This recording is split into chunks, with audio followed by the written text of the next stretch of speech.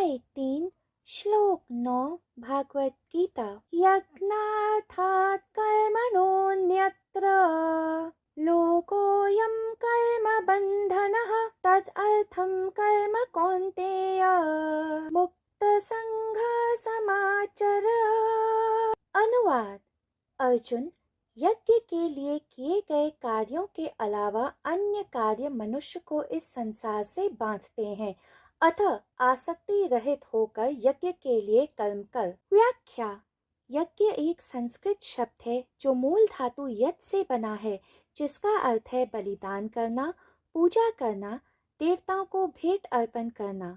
इस श्लोक में श्री कृष्ण अपने उपदेश को व्यक्त करने के लिए यज्ञ के सुंदर रूप का उपयोग कर रहे हैं। वे यज्ञ शब्द को मानवता की सेवा के लिए बिना किसी निजी स्वार्थ के तथा परमात्मा को समर्पित एक कर्म के रूप में परिभाषित कर रहे थे। आमतौर पर यह कहा जाता है कि कर्म मनुष्य को सांसारिक चक्र से बांधता है, इस कारण कर्म का पूर्णतः त्याग कर देना चाहिए। परंतु श्री कृष्ण अर्जुन के साथ साथ हम सभी का भ्रम इस उपदेश द्वारा दूर कर रहे हैं। वे समझा रहे थे कि जब कर्म फल भोगने की इच्छा से किया जाता है तो वह मनुष्य को सांसारिक अर्थात जन्म मृत्यु के चक्र से बांध देता है, परंतु फल की इच्छा तथा आसक्ति के बिना जो कर्म किया जाता है वह मनुष्य को बांध नहीं सकता है।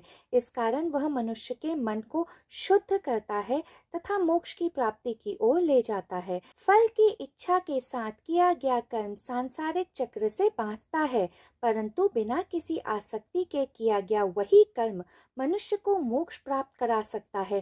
तो देखा जाए तो कर्म करने में कोई बुराई नहीं होती है, बुराई इसके पीछे निजी स्वार्थ में निहित होती है, फल की इच्छा में, उससे उत्पन्न आसक्ति में। इस कारण श्री कृष्ण अर्जुन से कुरुक्षेत्र का युद्ध लड़कर अपने क्षत्रिय होने के कर्तव्य का निर्वाह करने को कह रहे थे, परंतु यह कर्म करते समय वह उसे निष्कर्म कर्म के सिद्धांत को समझकर उसका पालन करने को भी कह रहे थे। कर्म योग की भावना कहती है कि समस्त सृष्टि परमात्मा की रचना है, इसलिए मनुष्य को अपने कर्तव्यों का पालन अपनी ऐन्द्रिक संतुष्टि के लिए नहीं बल्कि ईश्वर की प्रसन्नता के लिए करना चाहिए।